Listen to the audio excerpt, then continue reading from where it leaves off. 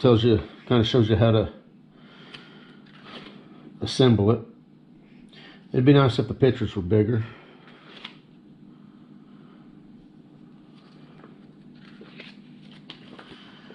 So I want to probably time lapse this because I know that you probably don't really care about watching the assembly. Now, it does come with a memory card and memory card reader. Comes with some test pieces that you can practice on.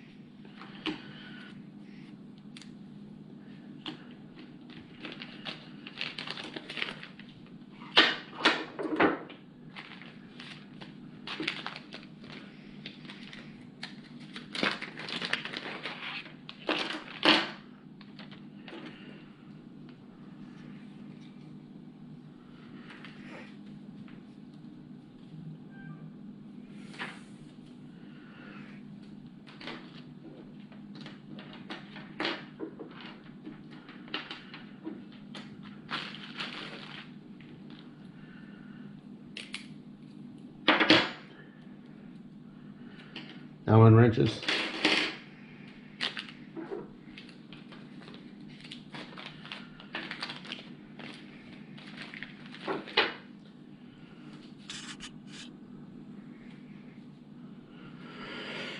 Okay.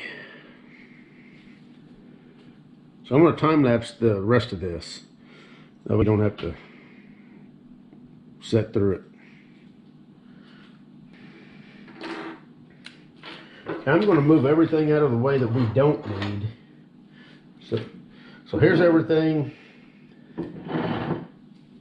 that we're going to need to get this thing put together. And let's see the first thing it says to do here.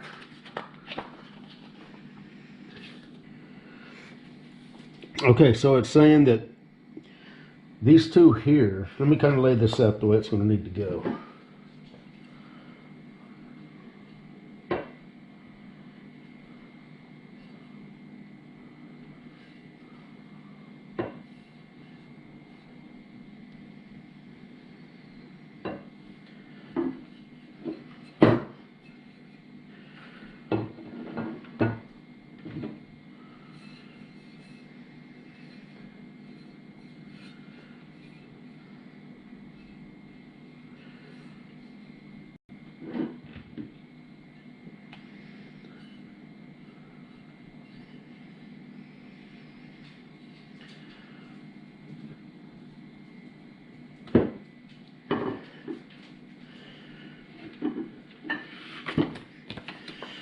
Okay, logo side up, label side up.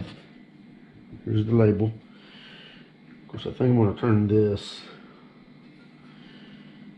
way here. There's actually a label on both ends of this. It doesn't really specify which label. And now we're going to put together these four pieces.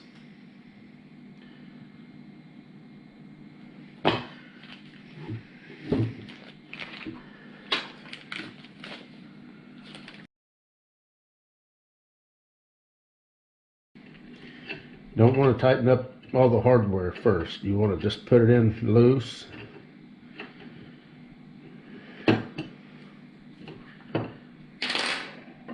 Now this is the one that's got the markings on it. The 0 is on this end. It's also the one that's got the limit switch. So the 400s at the end, the 0 is toward the front.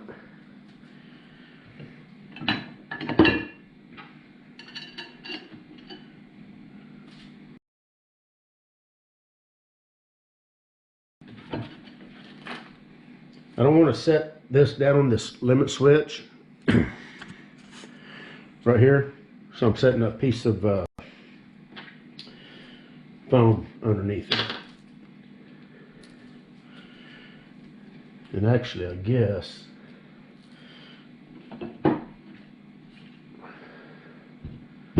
going to flip that upside down like that. Turn this upside down.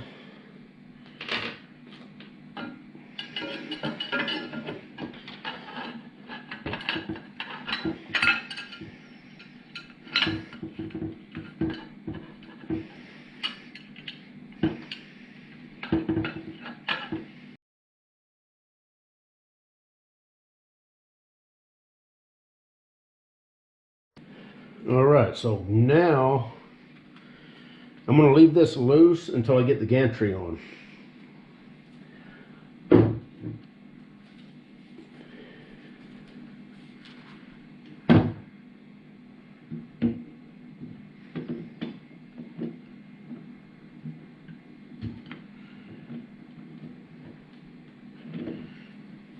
It's got the limit switch, so I've got to come in on this end.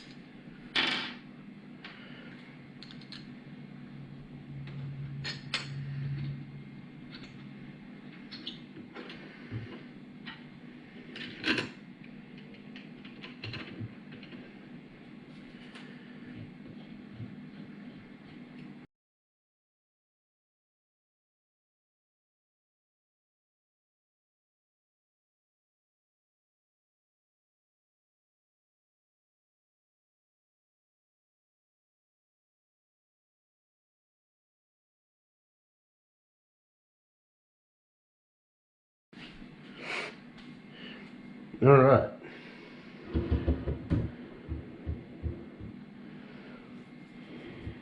Very nice.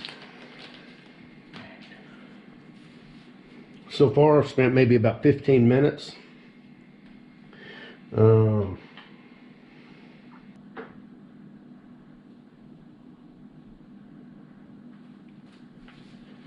Okay, I'm trying to figure out how the belt works. I just figured it out. Let me see if I can. What's the easiest way to do this?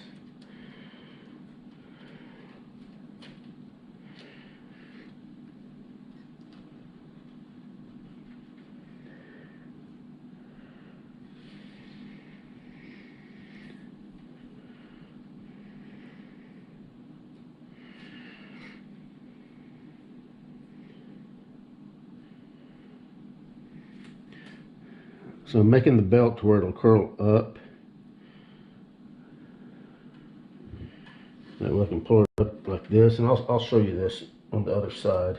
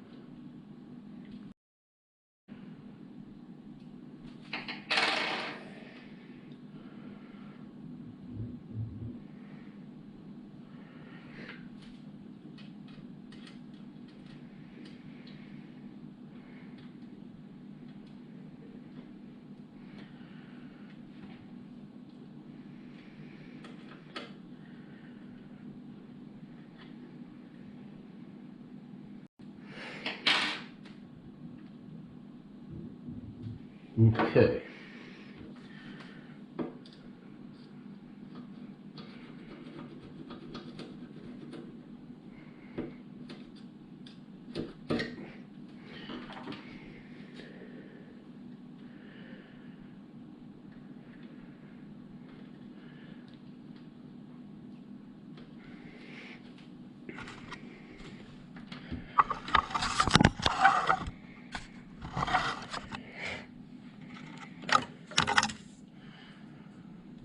So the belt goes under this wheel, up and around the gear, and then under that wheel.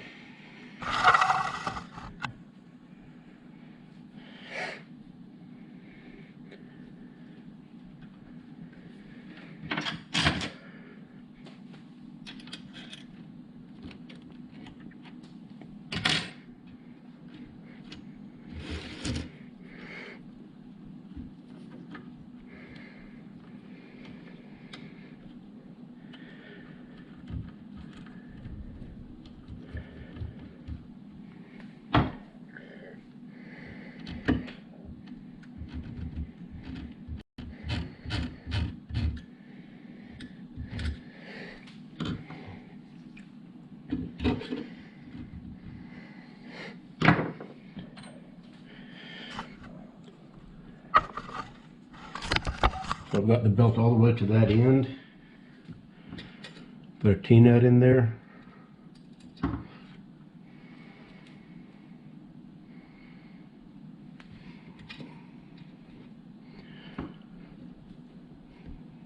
You'll turn it and then tighten it.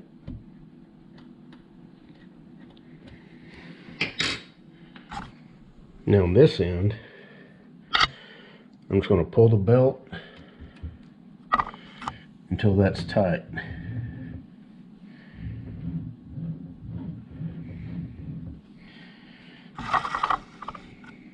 And when I say tight, it's actually not real tight. Snug. And hopefully you can see how that T-nut fits in there. The way they're designed, they will turn. They're not perfectly square, so they will turn.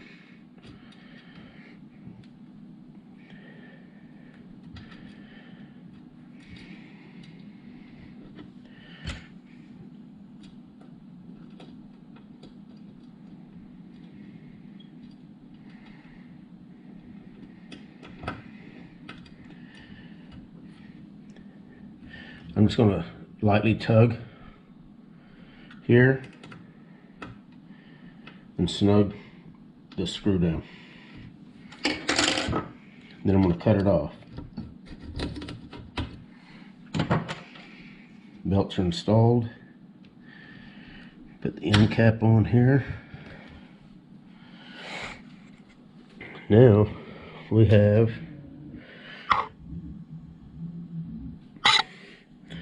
a working gantry. Everything is tight.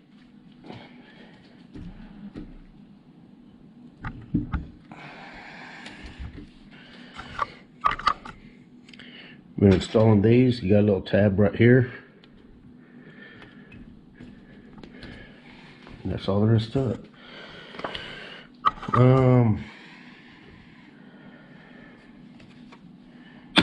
Okay, so that's magnetic.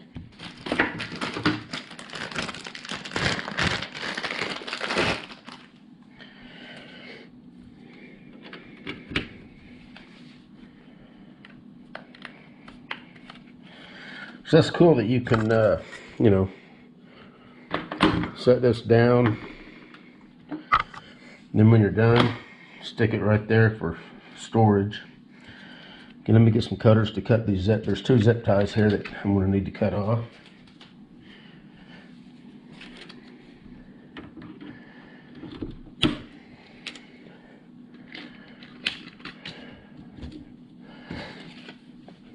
Oh, there's one more adjustment that we're going to need to do.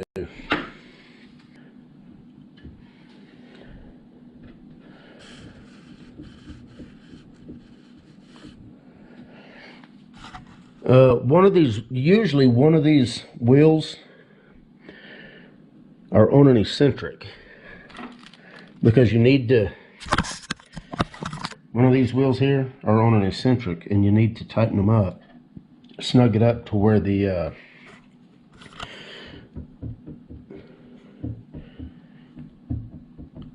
to where it doesn't do that.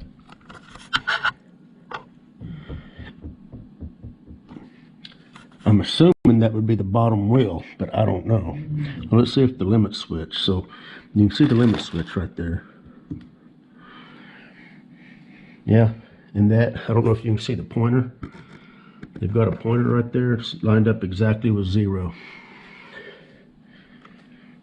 I mean, this is a beautiful machine. I have to really give them credit that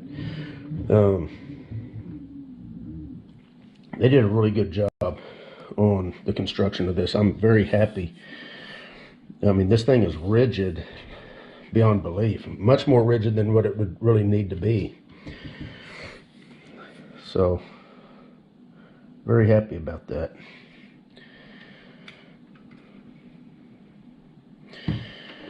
Anyway, this thing is together other than this. Once I figure out which one of these wheels has the eccentric, I'll turn the camera back on and we'll go from there. And then I'll mount the laser and hook the wiring up.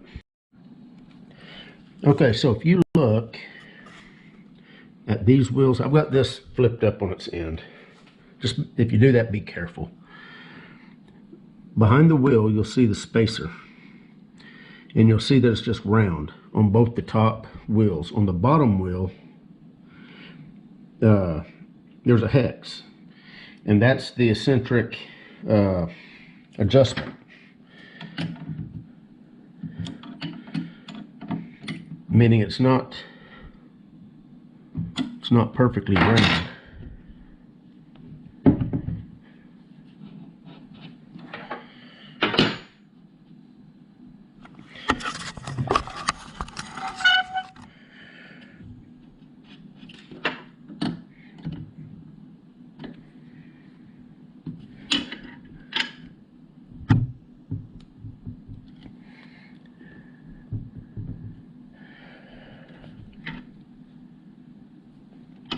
You don't want them too tight because it'll wear the wheels out way too quick.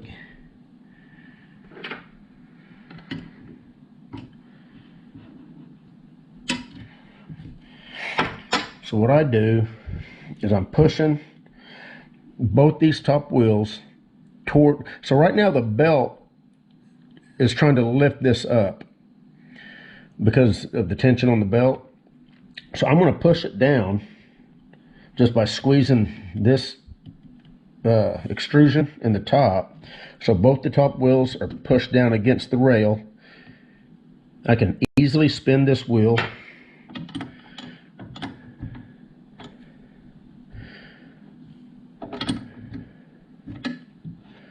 And it's just barely touching. That's right where you want it.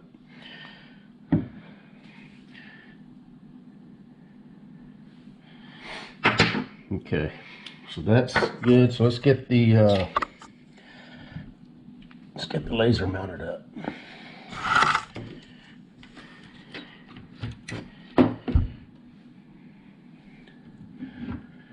And the nice thing about the laser, like I was saying earlier, you can see that's the dovetail slot.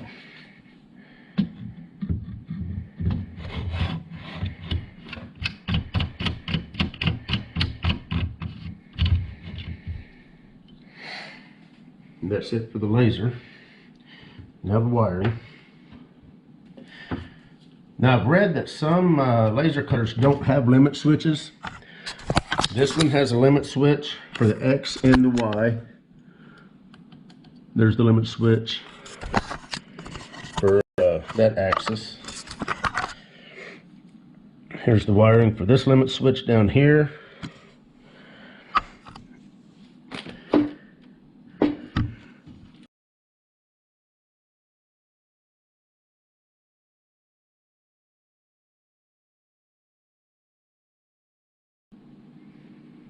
Does come with zip ties.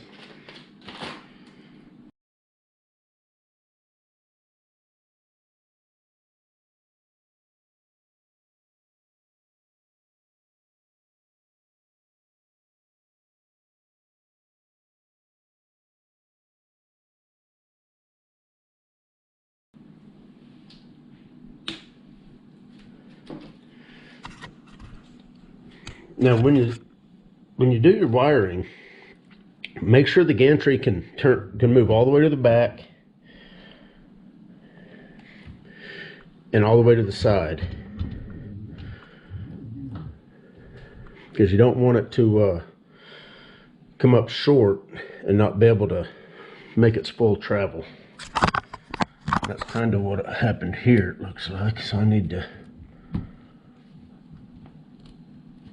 Okay, so the compressor comes with a splitter cord so that the power supply plugs in here and then it splits off. Then one cord goes to the compressor, the other cord goes to the laser. So far, I love everything I've seen about this laser. The robustness, the sturdiness, the way it's put together, it's all perfect. The only thing I wish they would have done was the power input here. Would have been nice if it was on the side. Having a cord coming up in your face like that, I just don't think that was the best choice. I think it would have been better had they put it coming out over here on the side. But that's just me. I mean, that's a pretty minor deal. I mean, that could impede, you know, if you did need to hit the emergency stop, then, you know, it could get in your way coming around. But everything else about this so far has been great. So let's turn it on. I've got the practice, not the practice, but the TF card that came with the machine in here. There's a couple practice files on it. And I did go into settings and I hit language, which when I first turned this machine on, this is what I got. Now obviously the little gear I knew was settings, so I hit settings. I started tapping around on everything. This bottom option here is the language. And you got Chinese, English, and Japanese. I hit English, you go back, and now everything's in English. So I went back again, and now we've got carve. I'm gonna hit carve. There's the two files. One of them is a 2mm plywood carved butterfly. The other one is a 2mm plywood cutting dog. So I'm assuming the carved butterfly, it's just going to engrave it, basically. The cutting dog, it'll actually cut it out. I just want it engraved right now because I don't really have a good backing board. What I've got is I've got a piece of foam to lift the board up slightly. So I don't really want to cut all the way through that. Otherwise, it's going to get into that foam and it's going to stink the place up. So I'm gonna hit center. It says loading file.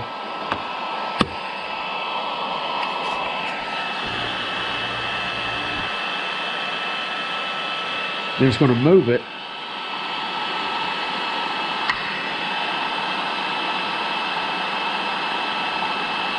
To what I'm assuming is the center of the workpiece. So I've got the workpiece centered for the most part. I did use the spacer tool to get my gap right. Now I'm going to frame it, and when I hit frame,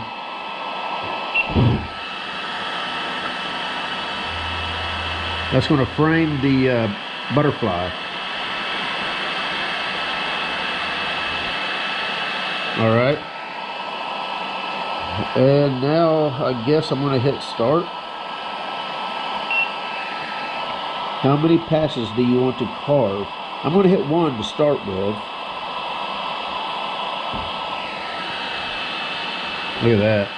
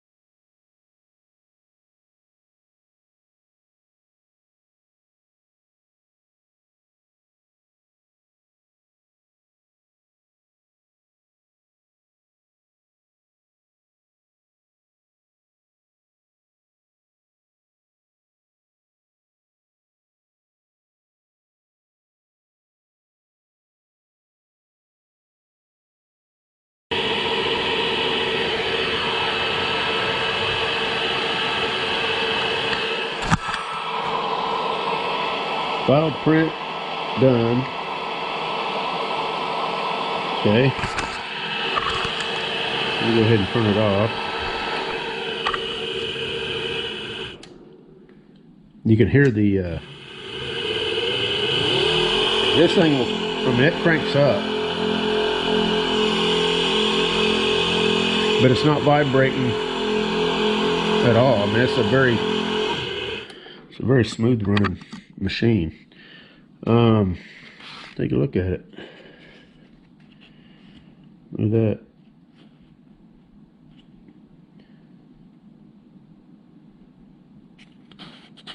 Oh wow, yeah, it's actually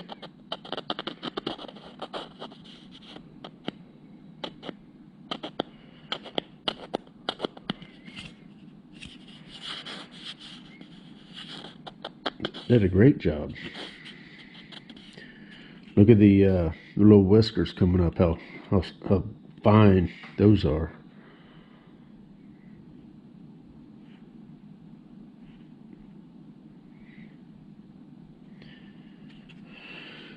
Well, there you have it. The ATOMSTACK S20 Pro.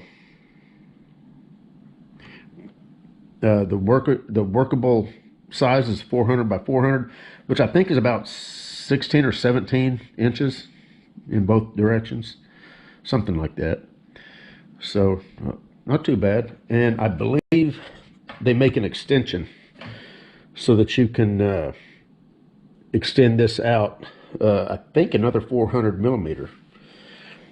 But anyway, that's about it for now, until I really get some good stuff. This was just a quick unboxing and demonstration of the ATOMSTACK. This is the S20, but the A20 and the X20, all the same machine except for the color. You guys take care.